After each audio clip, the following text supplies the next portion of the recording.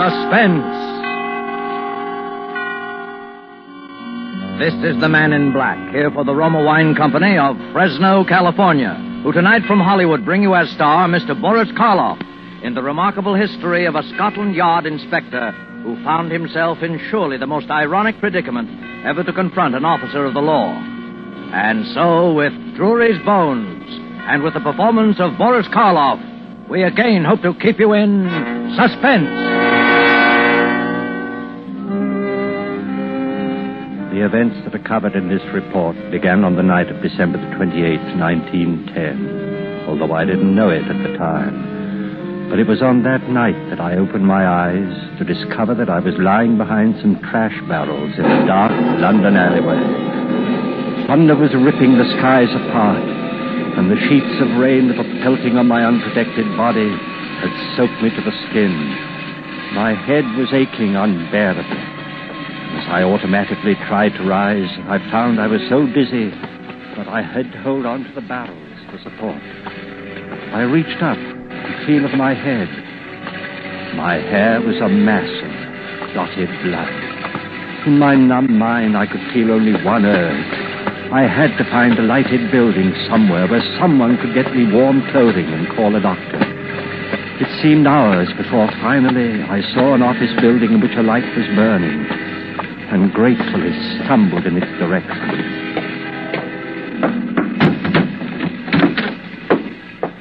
Listen to this, Peters.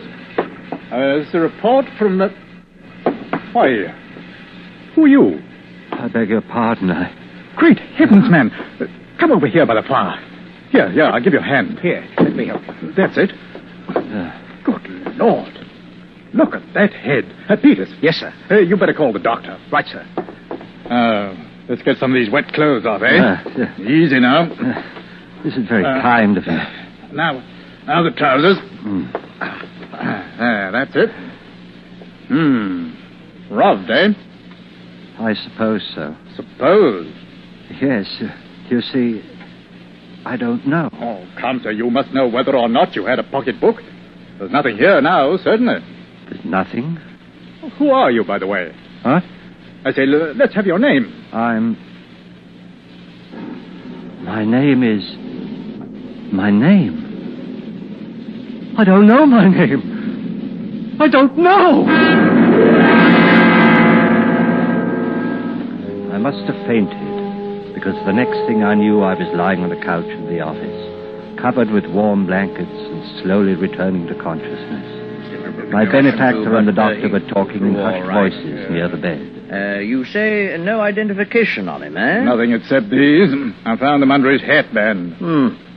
2 ticket stubs, Drury Lane Theatre, December 24th, 1910. Have you checked there? Oh, there's no possible way to trace them. We'll have to call him something. Yeah. Drury, that's it. After the Drury Lane. And Terence after you, Inspector Terence Drury. Oh, very well. How long do you suppose this condition will last? Amnesia? No way of knowing. I'd suggest a bit of rest and then some kind of absorbing work. Not strenuous, of course. You mustn't be allowed to brood, you see. Danger in this sort of thing lies in a man's working himself into a genuine psychosis from worry. I see. I say, Carruthers, why don't you put him to work here? At least until you locate his family. After all, you can't very well turn your back on the chap now that he's named after you. Well, as a matter of fact, it happens that I could use a new man around here very nicely. Well, there you are. And as to forgetting one's worries and absorbing work, I can't think of a better place in the world for a man to do that than Scotland Yard.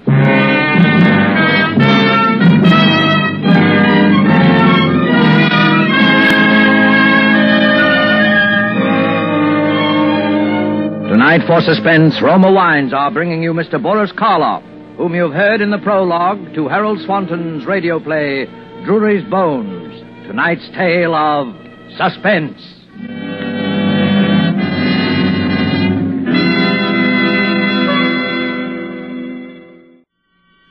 And now it is with pleasure that we bring back to our soundstage Boris Karloff as Inspector Terence Drury, who resumes his report on the case entitled Drury's Bones, a tale well calculated to keep you in suspense.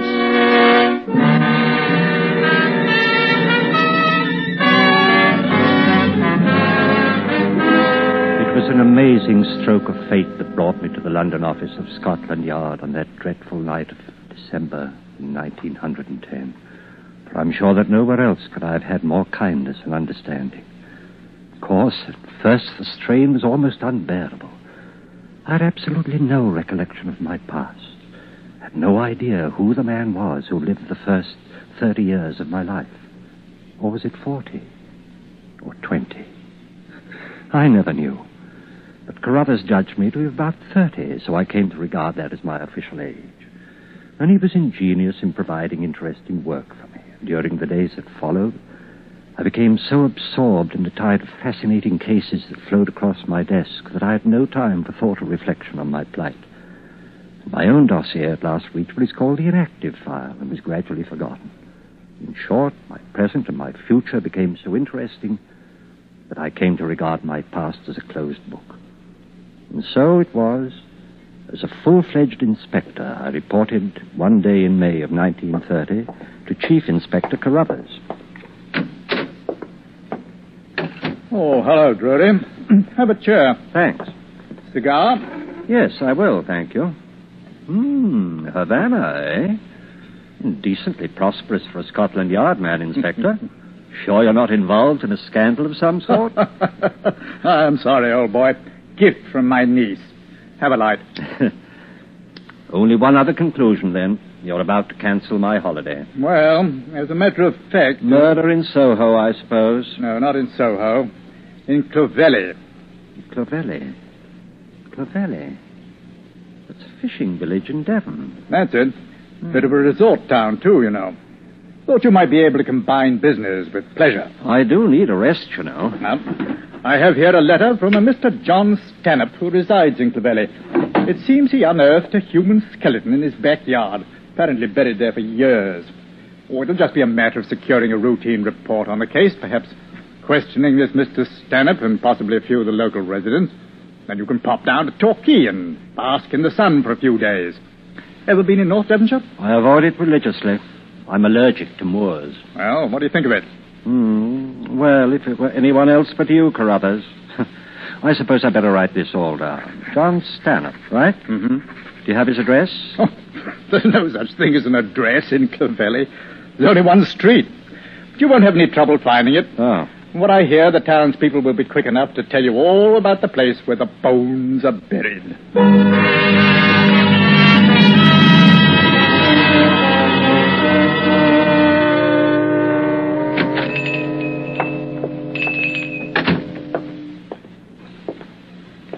How do you do, sir? Welcome to Clovelly. How do you do? My name is Drury'S, Scotland Yard. You'll want a single, I expect. Yes, if you have one. Just sign the register, please. Very well. There. I understand that Mr. John Stanhope was to leave a message here for me. Oh, you must be here about the bones. Yes. Some excitement they've caused, I'll tell you. What with the Ashley Nortons' disappearance, a dark mystery these 20 years and all. Who were the Ashley Nortons? Lived in that house 20 years ago, they did. That would be just about the time the body was buried, wouldn't it, sir? Yes. Did you know them? Never did see her. Saw him once or twice. Strange pair they was. Unsociable. Keeping themselves to themselves night and day in that house on the cliff. No telling what went on behind them doors. What do people think went on? There's some that thinks that what went on was murder. Murder? Why? There's those who knows the reasons better than I. I'll leave it to them to tell. Very well. Let's see, I signed this book too, don't I? Oh, no, sir, that's our permanent register for new guests. But you've been here before. I? Why, no. I've never been here before in my life. Oh, that's odd. For a moment I thought I'd seen you here before sometime.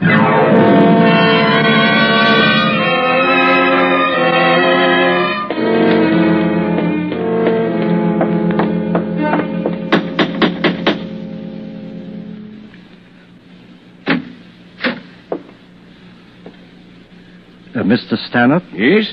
Inspector Drury'S, Scotland Yard. Oh, happy to see you, Inspector. Come in, please. Thank you. I must apologize for the condition of the place, Mr. Drury. The events of the past few days have been a bit upsetting, to say the least. I should think so. Like a spot of sherry? Why, thanks, yes. I had rather an enlightening conversation with Mrs. Tumley at the inn last night. Oh? Seems the townspeople are quite certain it was a case of murder involving some people named Ashley Norton. Yes, Roger Ashley Norton. His wife was named Sarah. Did you know them? Oh, no. I'd never met them. Very few people had. You see, that was 20 years ago. The house originally belonged to my brother. He died in 1925, and I didn't come into the property until after that. I know it's natural to jump to the conclusion of murder when one uncovers human bones, but is there any reason to suspect a motive? Did anybody disappear suddenly? No one but the Ashley Nortons. I see. There's nothing to go on but gossip, and it's all highly circumstantial, of course. Ah. You see, my brother was renting this house to them furnished by the year, payable in advance. And so he rarely had occasion to call on them. But when the regular check failed to arrive on time, he paid them a visit. The house was vacant. And it was immediately clear that no one had lived in the place for the last 2 months. Your brother made inquiries, of course. Oh, yes. No one had seen or heard from them for at least 2 months before. And what date was that, Stanhope? Now, let me see. That was December of 1910. I'm sorry. Oh, it's quite all right. Here, let me... No. The maid will attend to it. Let me get you another. Not right now, thanks. Well, would you like to examine the garden? The garden? Yes. Where the bones were discovered. Oh, yes, of course. Out through the French windows. Here to the side, I take it. Yes. Here we are. Just over here, Inspector. See. And the tree stood about here, eh? The what? The holly tree. I must admit you're a jolly fine detective, sir. The gardener discovered the body while removing the dead holly tree, all right, but I wasn't aware that I mentioned the fact to Scotland Yard.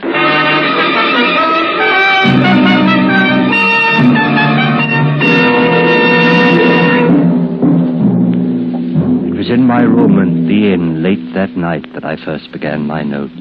I include them now in this report, just as I wrote them then. Clovelly, Devon, May 18, 1930. The feeling that this is all a book that I've read or a play I've seen somewhere in the past has taken hold of my very soul. And the terror that grips me when I think of the future makes rational thought very difficult. But nevertheless, I have resolved to pursue the investigation until I am certain that there is no further doubt. I must discover someone who knew Ashley Norton intimately, his profession, his habits, his personality. I think I must risk tomorrow another talk with Mrs. Tumley. But meanwhile, I shall withhold any further report to Carruthers.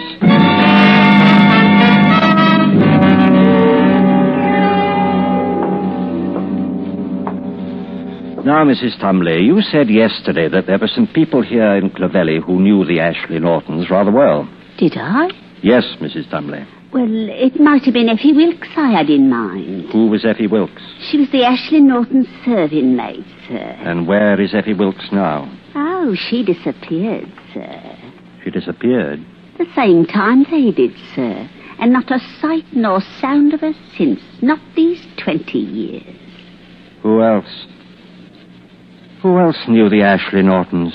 Only t'other one I could think of would be Ben Sykes. Blind Ben, they call him now. But he could see then right enough. And where is he? Oh, he's hereabouts. Gone to Bideford with his nephew today. But he'll be back Wednesday, if you'd care to speak with him, sir. Did he work for the Ashley Nortons? In a manner of speaking, sir. He helped out with the experiments. Experiments? Oh, yes, sir. Mr. Ashley Norton was quite a scientist. Or so he said. What did Ben Sykes have to do with these experiments? Oh, he got things for them, sir. What sort of things? Live things, sir. Live things? Rabbits, animals, such like things, sir. Oh, is that all? No, sir. If you ask me, that wasn't all. What else? There was human beings, sir. Human beings? Yes, sir. What human beings? Why, I would say, sir, the nearest ones that came to Anne. What do you mean? Oh, I'm sure you know much more about this than I do, sir. But they do say those bones were the bones of a woman.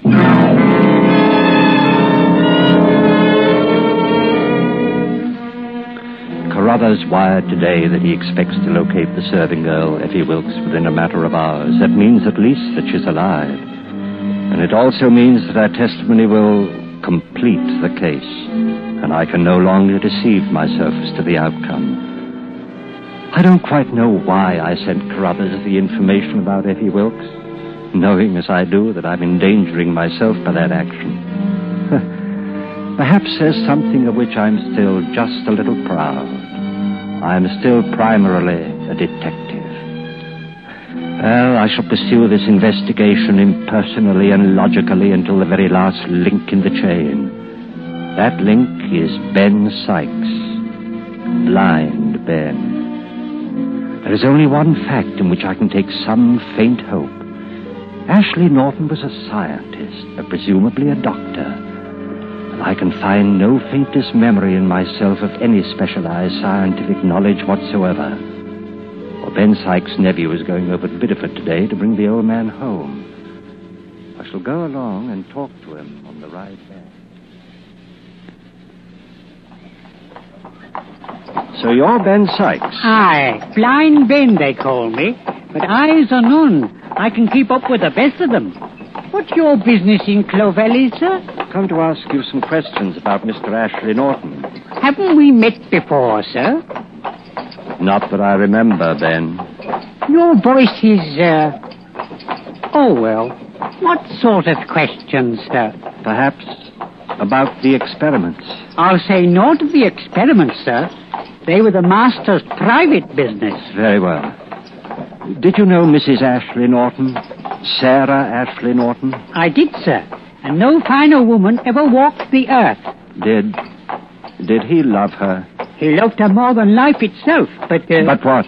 Well, she helped him with his experiments. She was condemned hereabouts for that, but she helped him all through these long months until she went away. Ida! Look out! We have got enough room. Ida, blood is on the road!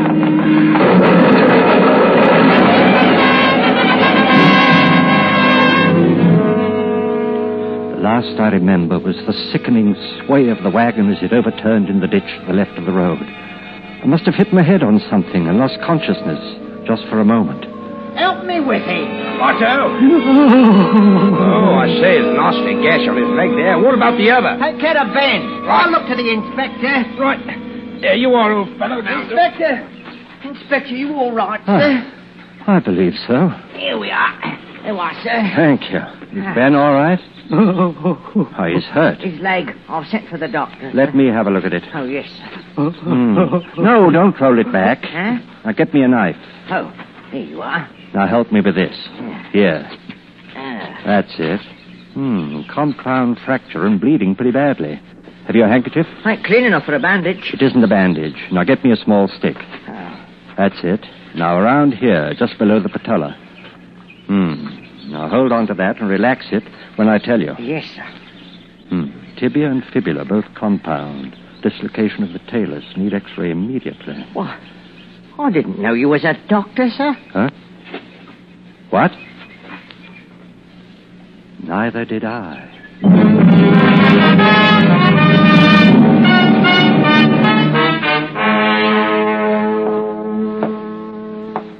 How do you feel, Ben? Much better, Mr. Drury. Thanks to you. She twitches now and then. You'll be all right once it's set. Lucky you was with us, sir. Ben, you were going to tell me about the last time you saw Mr. Ashley Norton. Do you remember? Yes, sir. I remember it well. He was going up to London, to the theatre, he said. Was he going alone? Yes, sir. Mrs. Ashley Norton had gone on ahead to do some shopping, he said. Ben, do you remember when? What theatre? Yes, sir. It was Christmas Eve, and the theatre was Drury Lane. Yes, I know. I guess I knew it always. Asking your pardon, sir, I'm an old man, and I can say things without anyone getting angry about them. Yes, Ben, what is it? Well then, sir, you seem like a man who's running away from something. Oh, running. I wouldn't run away from it any longer, sir, if I was you. Ben, I believe you're the only one of us who isn't blind.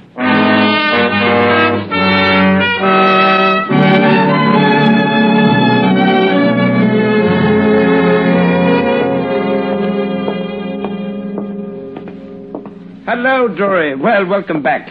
I say, though, the chief's been trying to get a hold of you all day. Yes, I know. Is Chief Carruthers in? No, he had to meet someone at the train. He'll be back soon, though. When he wants me, I'll be in my office, finishing my report. Oh, that's so. You've been on a case. Murder, wasn't it? Did you catch the fellow? Yes, I caught him.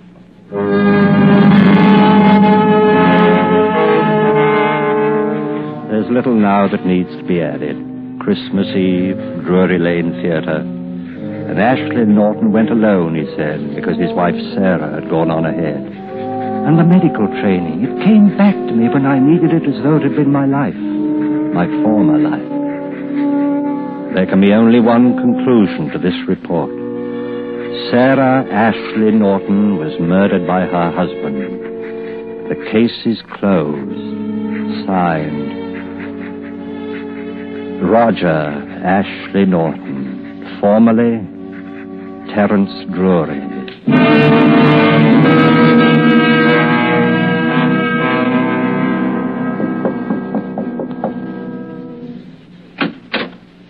Oh, come in, Drury. I've been expecting you. Yes. Here's my report, sir. And there's time enough for that. If you don't mind, I'd rather you read it now. I'd like to get it over with. Yes, but, you know, we finally traced the serving girl, Effie Wilkes. Yes. If you don't mind. And through her, we traced someone else. Does it really matter now? I think perhaps it does. You may show in the witness, Peters.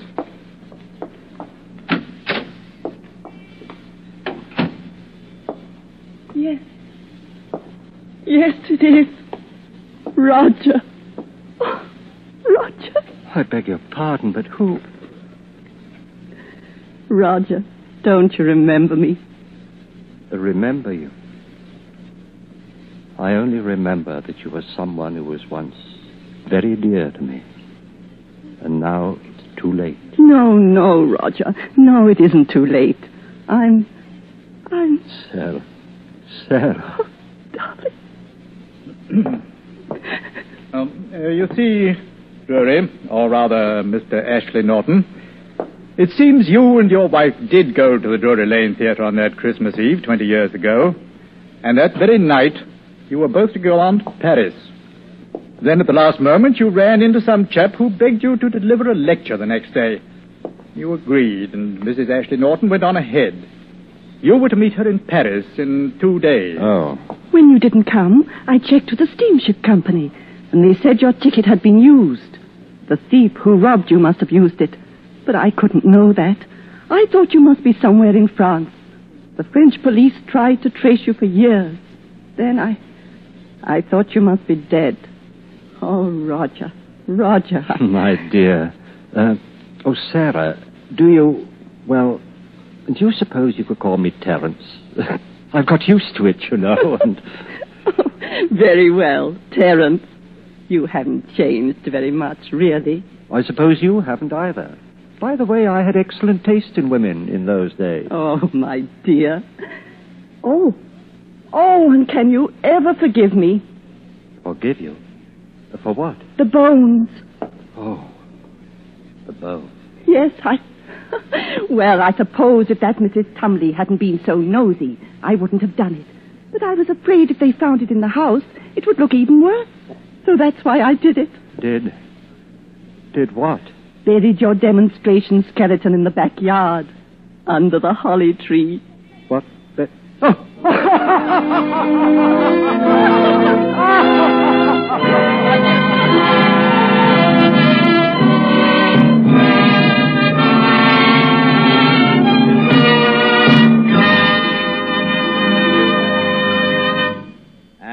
closes Drury's Bones, starring Boris Karloff. Tonight's study in Suspense. Suspense is produced, edited, and directed by William Spear. There is no reason at all, Elsa Maxwell says, why everyone should not have the enjoyment of Roma wines with everyday meals and when entertaining friends. These superb wines of California are so delightful to the taste, so very delicious with food, so smartly complimentary to friends who are your guests. It seems a shame to me that some people still miss out on such wholesomely simple, moderate, and inexpensive pleasure. But of course, Miss Maxwell, millions already do know and enjoy Roma wines. In fact, more Americans enjoy Roma than any other wines. And that can only mean Roma wines are California's finest, always extra good, unvaryingly fine in flavor and quality, yet only pennies a glass. Roma, R-O-M-A, Roma wines. Next Thursday, same time, you will hear Mr. Joseph Cotton, a star of Suspense. Presented by Roma Wines, R-O-M-A, made in California for enjoyment throughout the world. This is CBS, the Columbia Broadcasting System.